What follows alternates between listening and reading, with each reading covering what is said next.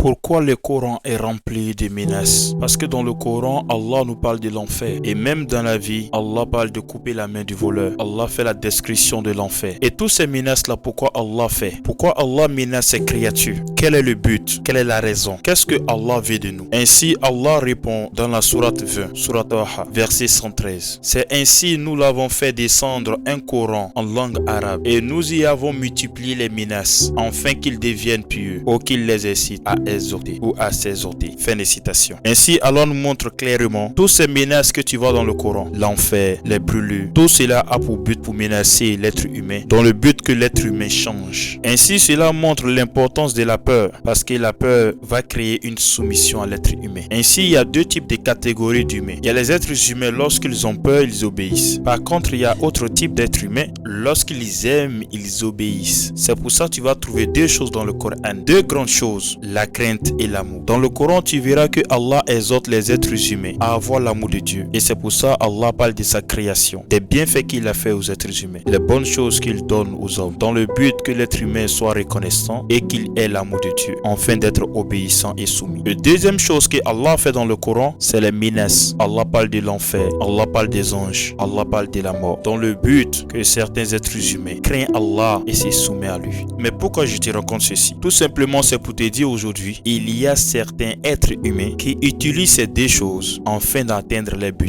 Et précisément, ce sont les dirigeants, les présidents. Pour qu'un président dû au pouvoir, il a deux choses. Pour qu'un président dû au pouvoir, il a deux choses. Ou soit il cherche à se faire aimer, ou soit il cherche à mettre la peur. Vous voyez que ceux même qui ne croient pas en Dieu appliquent plus le Coran que même les croyants. Ainsi, faisons très attention. C'est à Allah seul qu'on doit craindre. Et c'est dans la crainte d'Allah qu'on va retrouver le bonheur ici-bas et dans l'au-delà. C'est à Allah seul qu'on doit aimer plus que tout. Car dans cet amour, on aura la paix du cœur et le bonheur ici-bas et dans l'au-delà. Mais lorsque notre peur et notre amour est détourné, alors on serait rebelle face à Allah. Et si on est rebelle, on va échouer dans ce monde et dans l'autre monde. Ainsi, il y a beaucoup de choses que je devais développer dans ce sujet. Mais je vais m'arrêter ici et j'attends les questions sur la prochaine vidéo, Inch'Allah.